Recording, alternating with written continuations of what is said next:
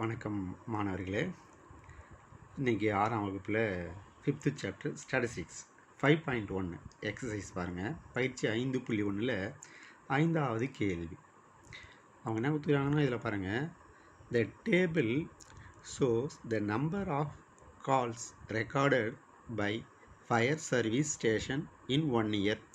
ஒரு வருஷத்தில் தீப்பிடிக்கப்பட்டதனுடைய அவங்க கால் பண்ணாங்க பார்த்தீங்களா, அந்த கால் பண்ண ரெக்கார்ட் பண்ணதை கொடுத்துருக்காங்க கீழே டேபிளாக.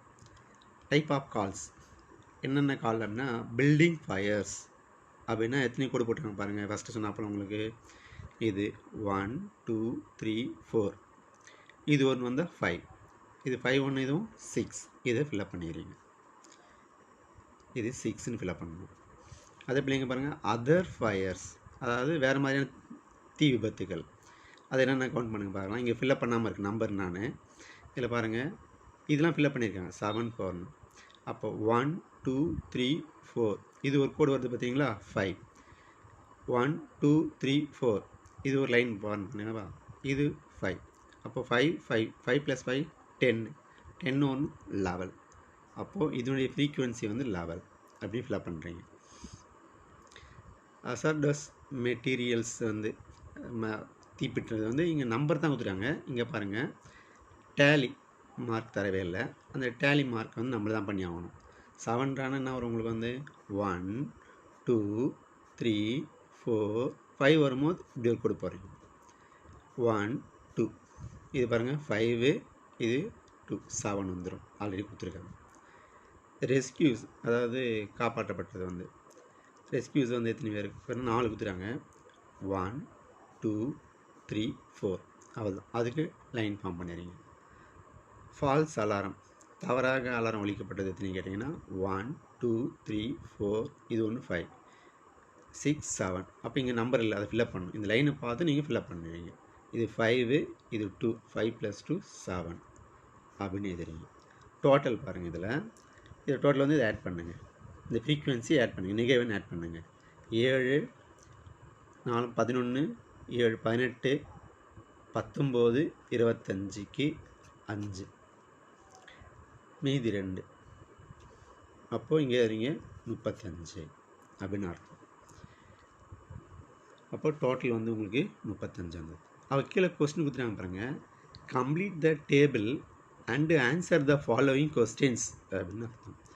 ஃபஸ்ட்டு கேள்வி, which type of call was recorded the most, அதிகப்படியாக ரெக்கார்ட் பண்ண கால் எது அப்படின்னு கேட்டிங்கன்னா 11 தான் அதிகப்படியானது. அப்போது அதர் ஃபயர்ஸ் அப்படி இதுக்கு நேரம் ஆன்சர் கீழே நீங்கள் உங்கள் நோட்டில் எழுதிக்கிறீங்க. அதர் ஃபயர்ஸ்னு எழுதிக்கிறீங்க. இது ஃபஸ்ட்டு கேள்விக்கு ஆன்சர். செகண்ட் ஒன்று பாருங்கள், which type of call was record the least, இதில் எது ரொம்ப குறைவாக பதிவு செய்யப்பட்ட கால்கள் அப்படின்னு பார்த்தீங்கன்னா, கால் பண்ணதுலேயே இந்த நம்பரில் பாருங்கள், நம்ம ஃப்ரீக்வன்சி நம்பர் பார்த்தா தெரியும் 4. 4க்கு நேராக அவங்க என்ன இருக்குது பாருங்கள், ரெஸ்கியூஸ்னு அர்த்தம், காப்பாற்றப்பட்டதுன்னு அர்த்தம். அப்போது இதுக்கு ஆன்சர் வந்து ரெஸ்கியூஸ் அப்படி எழுதுறீங்க, ரெஸ்கியூஸ் எழுதுறீங்க, அதுக்கு ஆன்சரு. அதுக்கடுத்து பாருங்கள், how many calls were recorded in all, how many calls were recorded in all, எல்லாத்தையும் சேர்த்து கால் பண்ணால் ரெக்கார்டு எவ்வளோ அப்படின்னு கேட்குறாங்க. இங்கே டோட்டல் எவ்வளோ வந்தது 35, அதை எடுத்து எழுதுறீங்க 35. How many calls were recorded as false alarm, false அலாரத்தில் ரெக்கார்ட் பண்ண கால் எத்தனை அப்படின்னு கேட்டிங்கன்னா, ஃபால்ஸ் அலாரம் கால் பண்ணது 7. இதுக்கு ஆன்சர் ஆகுது. இதை ஃபில்அப் பண்ணுங்கள். இந்த 5th சம் இது பிளாங்காக இருக்குது, அதை ஃபில்அப் பண்ணிவிட்டு இது எழுதுங்க. இதுக்கு ரொம்ப ஈஸியானது, அதுலேருந்து எழுதுங்க ஆன்சர். அதே போல் அப்ஜெக்டிவ் டைப் பாருங்கள், இதுலேயே உங்களுக்கு கொடுத்துருக்காங்க. அப்ஜெக்டிவ் டைப் கொஸ்டின்ஸில் பாருங்கள், the tally marks for the numbers 7 in standard form, இதில் எது 7 வரும், இது வருமா இது வருமா இது வருமானா நமக்கு எது வரும் பாருங்கள். இதுவும் வராது இதுவும் வராது, இப்போ நம்ம டிக் பண்ணதில்லை, இதுதான் நமக்கு 5, இது 1 2 7. அப்போ இதுதான் ஆன்சர்னு அர்த்தம். அப்போ நீங்கள் இதை ஃபில்அப் பண்ணும்போது 1 2 3 4 5 அப்படின்னு போட்டு இது 2. அப்போ ஆன்சர் வந்து பி. இதுக்கு பாருங்கள் இந்த டேலி மார்க்ஸ் கொடுத்துருக்காங்க ரெப்ரசன்ட் த நம்பர் கவுண்ட். இது நம்பர் கவுண்ட் எது வரும் பாருங்கள் 1 2 3 4 5. இது 1 2 3 4. இது 5 + 4 9 வரும். இப்போ இது 9 இது ஆன்சர். இதுக்கு 9 ஆன்சர்.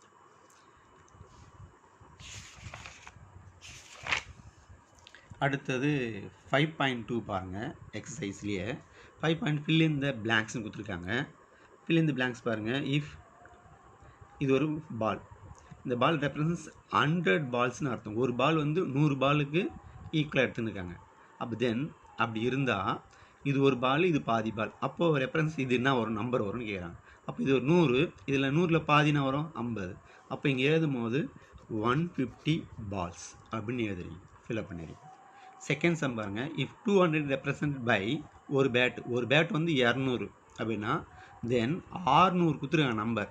அப்போ எத்தனை பேட் வரும்?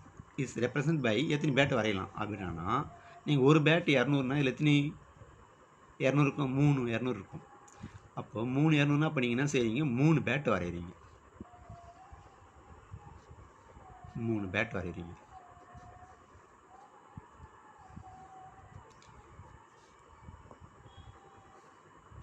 நீங்கள் நல்லா ஈஸியாக அழகாக தெளிவாக வரைஞ்சிங்க. நான் கையில் இது வச்சுன்னு வரைகிறதுனால உங்களுக்கு 3 பேட் வரைஞ்சிடும். இதுதான் ரெப்ரசன்ட் ஆகும். அடுத்த கேள்வி பாருங்கள். Represent of data by using pictures is known as, அதாவது படத்தில் வரையக்கூடிய படத்துக்கு என்ன பேர்? அனதர் பேர் ஆஸ் பிக்டோகிராம்னு அர்த்தம். அது பேர் வந்து பிக்டோகிராம். சரி, இது செகண்ட் சம் உங்களுக்கு ஏற்கனவே சொல்லியிருக்கேன் அந்த கிளாஸில். செகண்டு தேர்டு முடிச்சுருவீங்க. இப்போ ஃபோர்த் சம் பாருங்கள். இதில் fourth sum, the following pictograph shows the numbers of student playing different games in school. பள்ளிக்கூடத்தில் விளையாடக்கூடிய கேம்ஸ் விளையாட்டு வகைகள் கொடுத்துட்டாங்க. கோகோ விளையாடுறவங்க பாருங்கள். அதில் ஒரு பையன் வந்துன்னா எதுக்கு மீனிங்னா 10 பேர்னு அர்த்தம். இங்கே ரெப்ரசன்ஸ் 10ன்னு அர்த்தம். அப்போ இங்கே பாருங்கள் 1 2 3 4 5 6 7 8 9. 9 9 × 10ன்னா வரும். அப்போது இதில் மொத்தம் இருக்கிறவங்க எத்தனை பேர்? 9 × 10 அப்படின்னு பார்த்தீங்கன்னா 9 × 10 வந்து 19 அர்த்தம். 90 ஸ்டூடெண்ட்டு கோகோ விளையாடுறாங்க. கபடி பாருங்கள் 1 2 3 4 5 6 7 8 9 10. 10 ஒரு குழந்தை வந்து 10ன்னு அர்த்தம் இங்கே சொல்லியிருக்காங்க. அப்போ 10 × 10 100, 100ம் ஒரு 10ம் 110ன்னு அர்த்தம். அப்போ மொத்தம் 110. இதில் பேஸ்கெட் பால் பாருங்கள். இது வந்து ஒரு குழந்தை 10ன்னு அர்த்தம். 10 20 30. அப்போ மொத்தம் எத்தனை பேர் வராங்க? 30 பேர் இருக்காங்க. வாலிபால் விளையாடுறவங்க எத்தனை பேர்? 1 2 3 4 5. 5 × 10 50 அப்படி எழுதிக்கலாம். இல்லை 10 20 30 40 50. 50 குழந்தை. ஏன்னா ஒரு குழந்தை வந்து எனக்கு எதுக்கு 10 பேருக்குன்னு அர்த்தம். இந்த படத்தில் இருக்க ஒரு குழந்தை வந்து ரெப்ரசன்ஸ் 10 ஸ்டூடெண்ட்டுக்கு ஈக்குவல்னு அர்த்தம். அது அதனால் எனக்கு இது ஒரு 10 20 30 40 50 எழுதி வரும். ஆக்கி பாருங்கள் 10 20 30 40 50 60 70 80 90ன்னு அர்த்தம். புரியுதுங்களா? இப்போது இதுதான் இதுக்கு ஃப்ரீக்குவன்சியாக இங்கே இருக்கிறாப்புல நம்ம எழுதிக்கிறோம் நம்பர். இப்போ அடுத்துக்கு இது கீழே வந்து நான் கொடுத்தாங்க கொஸ்டின் கொடுத்துட்டாங்க பாருங்கள். இதுதான் கேள்வி பாருங்கள். Answer the following question. Which is the most popular game among the student. குழந்தைங்கிட்ட அதிகமாக இருக்கக்கூடிய விளையாட்டு எது இதில் அப்படின்னு பார்த்தீங்கன்னா நம்ம இங்கே போட்ட பார்த்தீங்களா 110. அது நேரம் என்ன இருக்குது எனக்கு? கபடி. அப்போ விச் மோஸ்ட் பாப்புலர் கேம் அப்படின்ற கொஸ்டினுக்கு ஆன்சர் வந்து கபடி அப்படின்னு எழுதுறீங்க. கபடி. செகண்ட் பாருங்கள். Find the number of student playing kabaddi. அப்போது இதில் கபடி விளையாடுறவங்க மொத்தம் எத்தனை பேர்னு கேட்குறாங்க. இது ஒரு குழந்தை 10 20 30 40 50 60 70 80 90 100 110ன்னு அர்த்தம். அதான் இங்கே ஃபஸ்ட்டு போட்டிருந்தோம் 110. அப்போது இந்த கேள்விக்கு find the number of student playing kabaddi அப்படின்னா 110 ஸ்டூடெண்ட்ஸ் அப்படின்னு எழுதுறீங்க. அடுத்த கேள்வி அதே பாருங்கள். Which 2 games are played by equal number of ஸ்டூடெண்ட்னு அர்த்தம். Which game are played by equal number of student. 2 விளையாட்டு வந்து ஒரே நம்பராக விளையாடிருக்காங்க. அது என்ன விளையாட்டு அப்படின்னு கேள்வி கேட்குறாங்க. இதில் பாருங்கள் ஈக்குவல் நம்பர் ஆஃப் கேம்ஸ் பாருங்கள். 1 2 3 4 5 6 7 8 9 வருது. இது அதிகம் போகுது இல்லை, 3 லோ, இது லோ. இது பாருங்கள் 1 2 3 4 5 6 7 8 9, இதுவும் 9. ஹாக்கி 9. அதுக்கடுத்து பாருங்கள் இதுவும் 9. எது? கோகோ. அப்போ ஈக்குவலாக விளையாடுனவங்க யார்? இதுலேயும் 9, இதில் 9. அதாவது 90 ஸ்டூடெண்ட் விளையாடுங்க. இதில் 90 ஸ்டூடெண்ட், இதில் 90 ஸ்டூடெண்ட். அப்போனா என்ன ஆகும்? நீங்கள் கோகோ அண்டு ஹாக்கி ஆர் ஈக்குவல்னு அர்த்தம். அப்போ இங்கே எழுதும் போது கோகோ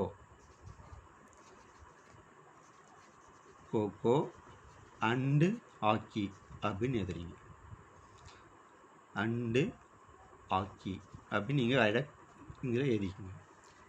அடுத்த கேள்வி பாருங்கள். What is the difference between the number of students playing kho kho and hockey? அப்போது நம்பர் ஆஃப் ஸ்டூடெண்ட் வந்து கோகோவும் ஹாக்கி விளையாடுறவங்க பாருங்கள். கோகோ விளையாடுறவங்க எத்தனை பேர்? 90ன்னு அர்த்தம். ஹாக்கி விளையாடுறவங்களும் 90. அப்போது kho kho what is the difference between the number of number of student playing kho kho and ஹாக்கிக்கும். ஹாக்கிக்கும் கோகோக்கும் உள்ள விளையாடக்கூடிய வேறுபாடு எவ்வளோ பேர் அப்படின்னா எதுவுமே இல்லை. ஏன்னா இதுவும் 90, இதுவும் 90. மைனஸ் பண்ண 90 minus 90 equal to 0 அப்படின்னு. Which is the least popular game among the student? இதில் பாருங்கள் இந்த படத்தில் which is the least popular game, இதில் ரொம்ப குறைவான விளையாட்டு விளையாடுறது எனக்கு இதுதான். 1 2 3 30 ஸ்டூடெண்ட்டு. எந்த பாட்டு? பேஸ்கெட் பால் தான் ரொம்ப லீஸ்ட்டாக இருக்குது. அப்போ எனக்கு which is the least popular கேம்னா பேஸ்கெட் பால். ஆன்சர் வந்து பேஸ்கெட் பால் அப்படின்னு எழுதுறீங்க. அவ்வளோதான் இதுக்கு ஆன்சர். அடுத்தது பாருங்கள் 5.3. அதே தான் 5.3ல் நீங்கள் கொடுத்துக்கிட்டு சம் நல்லா ஒரு வாட்டி படித்து பார்த்துருக்கீங்க எல்லாத்தையும் தெளிவாகவே. 5.3க்கு என்னென்ன தேவைன்றதை பாருங்கள். அதே படம் கொடுத்துட்டாங்க, அது கீழே கொஸ்டின் இருக்குது. அந்த கொஸ்டினை ஒன்ஸ் ரீட் பண்ணி பாருங்கள், உங்களுக்கு எது புரியுதுன்னு நல்லா பாருங்கள். இதுக்கு ஏற்கனவே உங்களுக்கு ஒரு பார் டயக்ராம், இதுக்கு பேர் பார் டயக்ராம் இல்லை பார் கிராஃப்னு சொல்லியிருக்கோம். அந்த பார் கிராஃப் வந்து 5.3ல் ஏற்கனவே செஞ்சுருக்கோம். இப்போ அந்த டயக்ராம் வந்து கீழே கொஸ்டின் கேட்குறாங்க.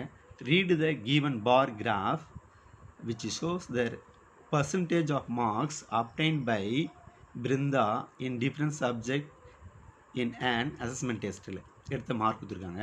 அதுக்கு இது வந்து மார்க்ஸு, இது லாங்குவேஜ் கொடுத்தாங்க, இங்கிலீஷு, மேக்ஸு, சயின்ஸ், சோசியல் கொடுத்தாங்க. இதுக்கு பார் டயக்ராம் போட்டாங்க. அவங்க கீழே இருக்கிற கொஸ்டின் தான். Observe the bar graph and answer the following questions அர்த்தம். இதில் first question 1 unit equal to percentage of marks in vertical line. இதுக்கு பேர் தான் வெர்டிக்கல் லைன். இந்த வெர்டிக்கல் லைனில் ஸ்டார்டிங் 0 அப்புறம் தான் வருது 10, அப்புறம் 20. எவ்வளோ அதிகரிச்சுன்னா போகுது? 10 10 கூட்டினா போகிறாங்க. 10 கூட்டினா 20, 20 கூட 10 30. அப்போ எவ்வளோ யூனிட் அதிகரிச்சுன்னா போகுது? 10. அப்போது இங்கே எழுதும் போது 10% ஆஃப் மார்க்ஸ் வெர்டிக்கல் லைன். இந்த வெர்டிக்கல் லைனில் வரக்கூடியது 10% மார்க்ஸ் அப்படின்னு சொல்கிறோம். செகண்ட் பாருங்கள், Brinda has score maximum marks in dash subject. இதில் எதில் ஹையஸ்ட் மார்க்கு அப்படின்னு பாருங்கள். இந்த பார் டயக்ராம் எங்கே இருக்குது பாருங்கள். இதுக்கு நேராக பாருங்கள், இதுக்கு நேராகவும் பாருங்கள், ஸ்கேல் வச்சு பாருங்கள். அப்போ என்னென்னா ஹையஸ்ட் மார்க்ஸ் எதுனா மேத்தமேட்டிக்ஸ். எவ்வளோ? 80 வருது. அப்போ இங்கே வந்து மேக்ஸ், ஹையஸ்ட் வந்து மேக்ஸ் சப்ஜெக்ட்னு எழுதிடுறீங்க. இதுக்கு Brinda has scored minimum marks in dash subject. மினிமம்னா குறைஞ்ச மதிப்பெண் ஆனது எது அப்படின்னு பார்த்தீங்கன்னா இங்கே பாருங்கள். இது வந்து எனக்கு 50 வருது, இது அதோட அதிகமாக போகுது, இதுவும் அதிகமாக இருக்குது. அப்போ இது எனக்கு மினிமம் மார்க்னா லாங்குவேஜ் சப்ஜெக்ட். இங்கே எழுதும் போது இதுக்கு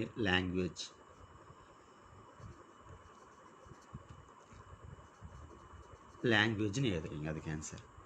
அடுத்தது பாருங்கள், 4th ஒன் பாருங்கள். The percentage of marks scored by Brinda in science. சயின்ஸில் எவ்வளோ மார்க் வாங்கியிருக்காங்க அப்படின்னு கேட்குறாங்க. சயின்ஸ் சப்ஜெக்ட் நேராக போங்க, இதுக்கு நேராக ஸ்கேல் வச்சு நீங்கள் அளந்து பாருங்கள். இதுக்கு நேராக ஸ்கேல் வச்சு கரெக்டாக பாருங்கள் எவ்வளோ வருதுன்னு பாருங்கள். ஸ்கேல் வச்சுன்னா 65 வருது. இதுக்கும் இடையில் கேப்பில் வருதா பாருங்கள். அப்போ எனக்கு 65 70 நீங்கள் ஸ்கேல் வச்சு அதை அளந்து எழுதிக்கிங்க. இங்கேருந்து ஸ்கேல் வைங்க, ஸ்கேல் வச்சு பாருங்கள்.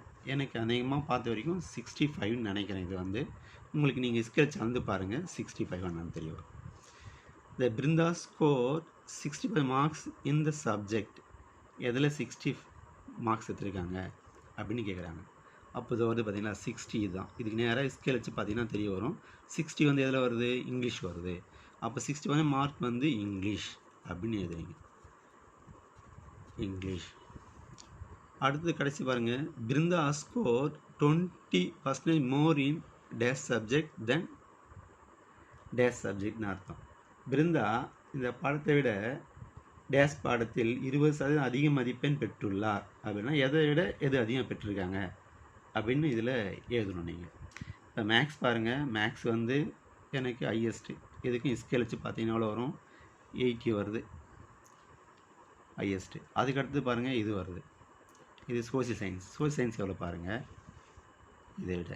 அப்போது பிருந்தா டேஷ் பாடத்தை விட அப்படின்னு வரும்போது எனக்கு எந்த பாடத்தில் அவங்க அதிகமாக இருக்காங்க அப்படின்றத நீங்கள் ரெஃபர் பண்ணி பார்த்துக்கிறீங்களா?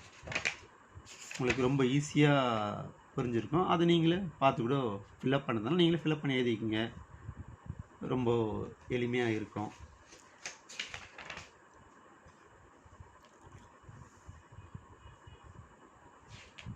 த்ரீயில் வரும்போது உங்களுக்கு வந்து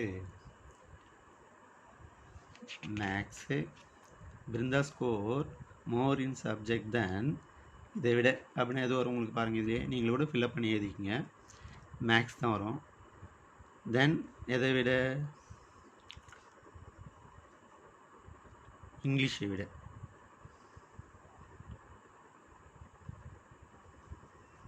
maths Brinda score 20% more in dash subject than ரொம்ப குறைவானது அது இங்கிலீஷில் அப்படின்னு எழுதிக்கணும்.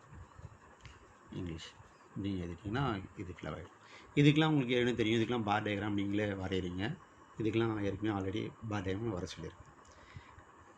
ரொம்ப நன்றி மாணவர்களே. ஏன்னா டவுட்டாக இருந்தால் கேளுங்க. Best of luck.